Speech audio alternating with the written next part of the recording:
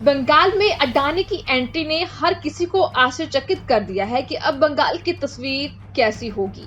जी हां, इस वक्त की एक बार फिर बड़ी अपडेट। पश्चिम बंगाल में हाल ही में हुए 2026 के विधानसभा चुनाव के बाद बनी शुभेंदु अधिकारी की नई सरकार राज्य की काया पलट करने में लगी हुई है और इसी बीच कई बड़े फैसले भी लिए गए। राज्य को विकास के रास्ते ले जाने के लिए सरकार की नजर भारी औद्योगिक निवेश पर भी है। इसके चलते खुद मुख्यमंत्री देश के कॉर्पोरेट घरानों से मुलाकात कर रहे हैं ताकि न केवल बंगाल की पहचान एक बिजनेस फ्रेंडली राज्य के रूप में हो, बल्कि बड़े निवेश से लोगों की बड़ी संख्या में रोजगार भी मिले और उनकी आर्थिक स्थिति भी सुधरे। और इसी बीच ऐसी खबरें आ रही हैं कि देश के दिग्गज कारोबारी गौतम अडानी के नेतृत्व वाली अडानी ग्रुप की तैयारी बंगाल में पांव पसारने की है। एक रिपोर्ट के मुताबिक कंपनी के एक अधिकारी ने गुरुवार को बताया कि अडानी ग्रुप पश्चिम बंगाल में अपनी मौजूदगी बढ़ाना चाहते हैं। ग्रुप की दिलचस्पी इंफ्रास्ट्रक्चर प्रोजेक्ट्स में है, जिसमें हुगली नदी के नीचे बनने वाली सुरंग भी शामिल है। साथ ही ग्रुप राज्य में निवेश को बढ़ावा देने के लिए एक पारदर्शी पॉलिसी फ्रेमवर्क की भी मांग कर रहा है।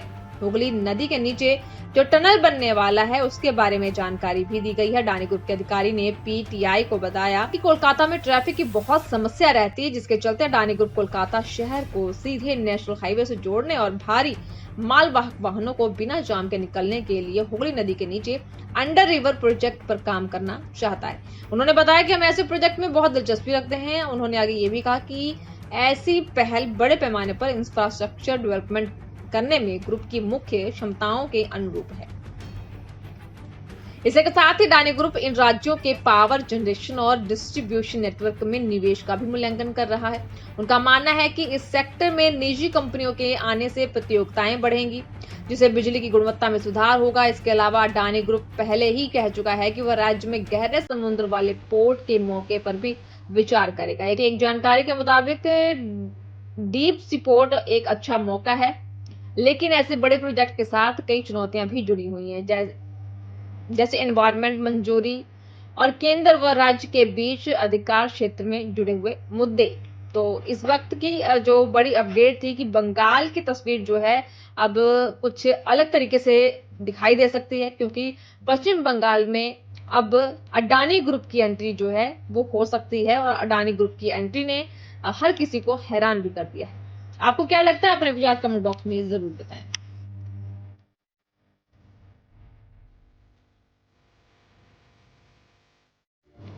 बंगाल में अडानी की एंट्री ने हर किसी को आश्चर्यचकित कर दिया है कि अब बंगाल की तस्वीर कैसी होगी।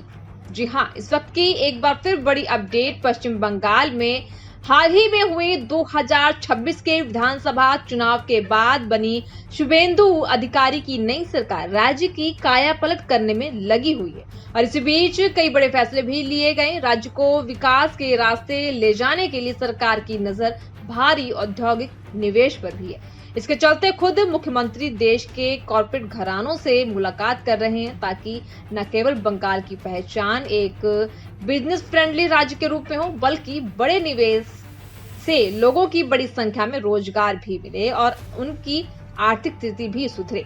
और इसी बीच ऐसी खबरें आ रही हैं कि देश के दिग्गज कारोबारी गौतम अडानी के नेतृत्व वाली अडानी ग्रुप की तैयारी बंगाल में पांव पसारने की है। एक रिपोर्ट के मुताबिक कंपनी के एक अधिकारी ने गुरुवार को बताया कि अडानी ग्रुप पश्चिम बंगाल में अपनी मौजूदगी बढ़ाना चाहते हैं। ग्रुप की दिलचस्पी इंफ्रास्ट्रक्चर प्रोजेक्ट्स में है, जिसमें हुगली नदी के नीचे बनने वाली सुरंग भी शामिल है। साथ ही ग्रुप राज्य में निवेश को बढ़ावा देने के लिए एक पारदर्शी पॉलिसी फ्रेमवर्क की भी मांग कर रहा है। हुगली नदी के नीचे जो टनल बनने वाला है उसके बारे में जानकारी भी दी गई है। अडानी ग्रुप के अधिकारी ने पीटीआई को बताया कि कोलकाता में ट्रैफिक की बहुत समस्या रहती है, जिसके चलते अडानी ग्रुप कोलकाता शहर को सीधे नेशनल हाईवे से जोड़ने और भारी मालवाहक वाहनों को बिना जाम के निकलने के लिए हुगली नदी के नीचे अंडर रिवर प्रोजेक्ट पर काम करना चाहता है। उन्होंने बताया कि हम ऐसे प्रोजेक्ट में बहुत दिलचस्पी रखते हैं। उन्होंने आगे ये भी कहा कि ऐसी पहल बड़े पैमाने पर इंफ्रास्ट्रक्चर डेवलपमेंट करने में ग्रुप की मुख्य क्षमताओं के अनुरूप है। इसी के साथ ही अडानी ग्रुप इन राज्यों के पावर जनरेशन और डिस्ट्रीब्यूशन नेटवर्क में निवेश का भी मूल्यांकन कर रहा है। उनका मानना है कि इस सेक्टर में निजी कंपनियों के आने से प्रतियोगिताएं बढ़ेंगी, जिससे बिजली की गुणवत्ता में सुधार होगा। इसके अलावा अडानी ग्रुप पहले ही कह चुका है कि वह राज्य में गहरे समुद्र वाले पोर्ट के मौके पर भी विचार करेगा। एक जानकारी के मुताबिक डीप सी पोर्ट एक अच्छा मौका है, लेकिन ऐसे बड़े प्रोजेक्ट के साथ कई चुनौतियां भी जुड़ी हुई हैं, जैसे एनवायरमेंट मंजूरी और केंद्र व राज्य के बीच अधिकार क्षेत्र में जुड़े हुए मुद्दे। तो इस वक्त की जो बड़ी अपडेट थी कि बंगाल की तस्वीर जो है अब कुछ अलग तरीके से दिखाई दे सकती है, क्योंकि पश्चिम बंगाल में अब अडानी ग्रुप की एंट्री जो है वो हो सकती है, और अडानी ग्रुप की एंट्री ने हर किसी को हैरान भी कर दिया है।